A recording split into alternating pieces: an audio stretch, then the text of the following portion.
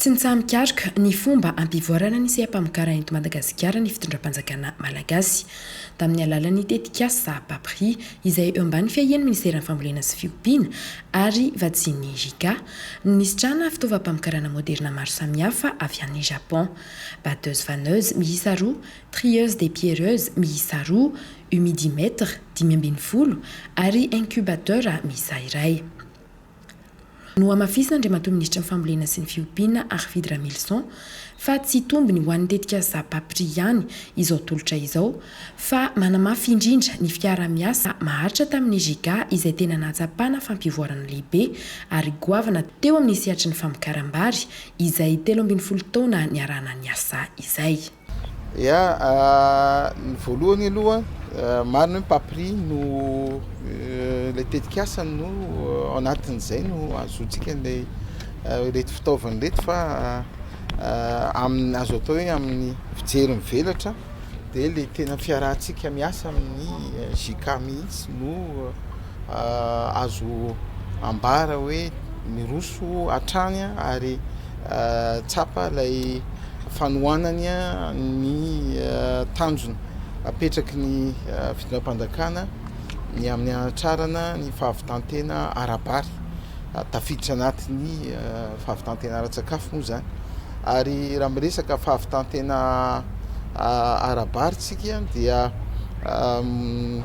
maro ireo ezaka izay tsy maintsy mbola ho tanterana indrindra ny atrehantsika eto dia ny fampihenana ireo fahaverezana mbokatra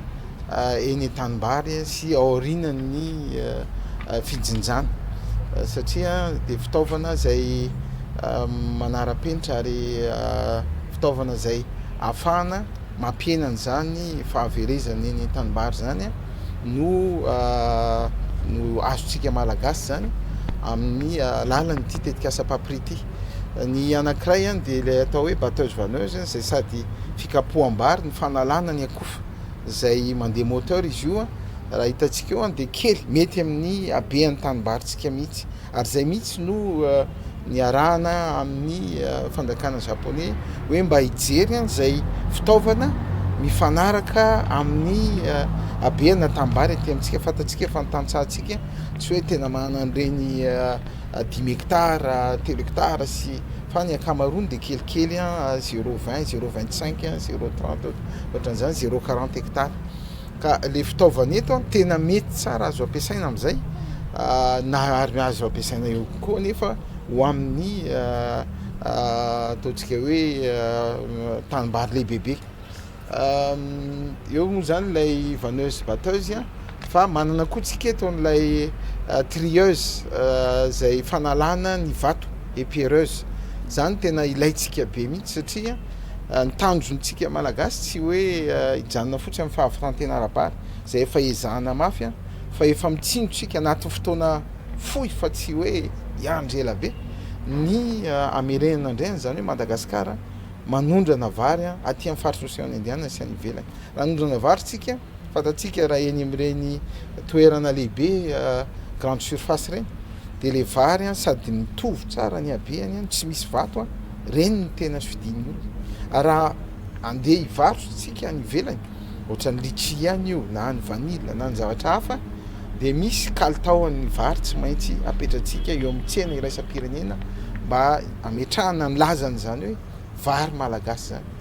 zany hoe vary malagasy tsy misy vato mba mitovy daholo ny habean'ny vary fotsim-bary ary dia io épierreuse io manampy antsika amin'izay satria manala ny vato kely no asany raha eto zao io ny habean'io koa dia natao ho an'ilay ataontsika hoe madinidinika tsy ho an'ny hoe tantsaha anankiray akory fa atsika dia efa miezaka foana zany mampifondina ny tantsaha mametraka azy eo anatina coopérative na koa mametraka ihany manohana tanora izay vonona hisehatra amin'ireny dia izy no apetraka hitantana fofanina hitantana dia mandray tambiny ampianarina amin'ny fanamboarana sokotrakodràna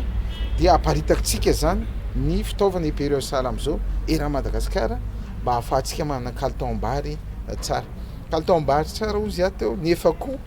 tsara ihany mamerina sy manandratra fa tsika malagasy de manana karazam-bary betsaka indrindra ary tsika ny anisany manana betsaka indrindra eran'ny Afrika zany karazam-bary zany na vary mena na vary fotsy na vary rinoir de vary mainty ary vary mavokely misy isan-karazany ka ny varytsika ary ny eo amin'ny tsirony koa ny goany de manana koa tsika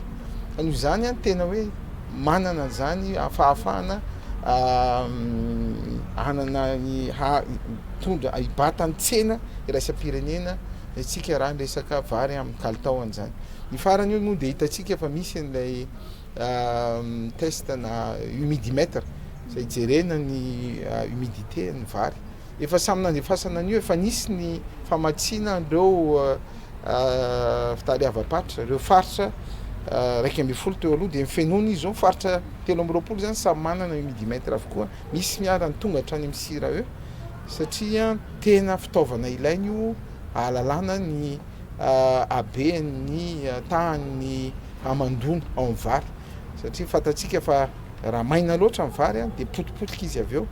dia tsy tonga amin'ilay kalitaona vary amiditsika raha ohatra izy ka mando koa de potika ihany koa noho zany tena fitaovana miasa be io any ivelany ihany de fa tena be dehibe itsika eto Madagasikara ezaka koa ny anaparitaka azy mba ahafahantsika zany mampiakatra an'izay kalitaon'ny vary vokary malagasy ary zay zany tena antony zao fiara-miasa amintsika zao zay marihana fa tsy zao ihany misy ny efa vinavinaina atsoatsy efa mandeha ny étude sy fanadihadiana rehetra fanatsarana ny centre multiplicateur de semence any Anosy Boribory misy ny fanadihadiana étude koa atao fanambarako ty tamin'ny Marivoay zay andraisantsika anjara amin'ny fanarenana ny ampahany secteur ao Marivoay dia milazana amitsika fa tena miroborobo ny fiara-miasa atsika gouvernement malagasy sy ny fitondrana japonais indrindra amin'ny alalan'ny jika sy ny tetikasa fampirisa ala am'izao. Ahoana moa zany fa fipetra ahafahan'ilay coopérative amin'ny sitra fitaovana tsy maintsy mametraka ny olona zay hitantana izy zany ny atolotra zany hoe eo moa mpapri miara-miasa de milaza amin'ny olona teknisianina na olo-tsotra fa manana faripahaizana mba tsy maintsy takiny dia hofaniny ary rehefa hofaniny dia mametraka koa miaraka amin'ireo coopérative ahoana ny fomba hikojakodrana an'ilay fitaovana zay tsika zay vao miditra hoe izy ary zany ny tanora ekenareo hitantana azy tsika zao efa manana anatin'ilay stratégie de national développement risicole lay paikady ny fampiroboroboana ny sehatry ny fambolem-bary ny hoe ametrahana an'ireo mpitantana matériel agricole mampanofa ho an'ireo coopérative ka mety reny tanora reny no hitantana mivantana mety avy eo amin'ny coopérative izy no alaina ary zay aloha ny tena tsara indrindra fa fantatsika fa mbola betsaka ny toerana tsy misy coopérative nefa tsy maintsy ampina ka rehefa voavonjony reny olo reny de ametraka tanora afaka manao an'izay tsika mba ahafahan'ny tantsara rehetra misitraka ny fitaovana manara-penitra sala am'izao. Ny 17 Desambra 2024 tao amin'ny kifama nanasana no natolotra tamin'ny fomba ofisialy ireo fitaovana ireo. Notron'Andriamatoa minisitra ny fambolena sy ny fiompiana niaraka tamin'ny Ramatoa sekretera jeneraly sy ireo tompon'andraiki-panjakana maro. Tanjona ny anamafisana ny poste récolte anatsarana ny kalitaon'ny vary mba ho tsara sy anaraka ny fenitra ka afahana manondrana ny vokatra manerana ny ranomasimbe indiana ary ametrahana ny lanjan'ny vary malagasy eo amin'ny sehatra iraisam-pirenena. Fa indrindra ampiakatra ny roa-piariana ary ny amerenana indray any Madagasikara ho sompitry ny vary. Nous travaillons avec le ministère de l'Agriculture et de l'Élevage à Madagascar pour améliorer la productivité du riz. Et en fait, nous avons la collaboration de longue date qui arrive bientôt 15 ans. Et donc tout au début, on est plus focalisé au niveau de la production, améliorer donc la productivité. Et petit à petit, donc, on essaie d'élargir les champs d'activité de ce projet PAPRI. Et maintenant, nous sommes donc, à la phase de post-récolte ou bien mise au marché.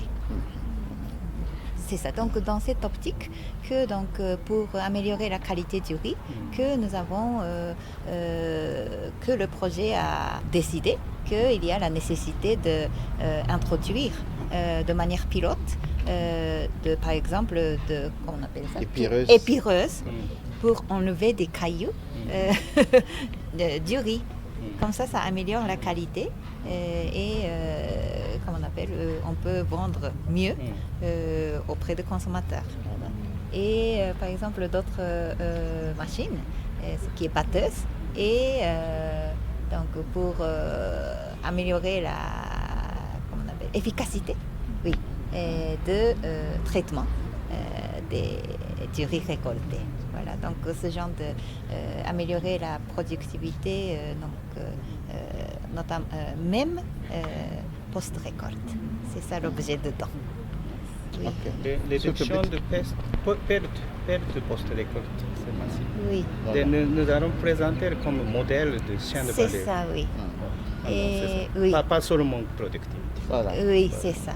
Et donc on veut tester dans nos sites modèles. Et si on peut avoir des résultats escomptés, on veut bien, donc bien sûr, avec le ministère, donc nous voulons mise à l'échelle. Voilà. Merci. Ireo sampandraraha eo ambany fiahiany ministeran'ny fambolena sy ny fiompiana araka izany no isitraka ireo fitaovana ireo, ny fofifa, ny soc ary ny kfama. Eo ihany koa ireo tantsaha anaty kooperativa modely izay efa voafantana ao Marivoay sy Alotra Mangoro.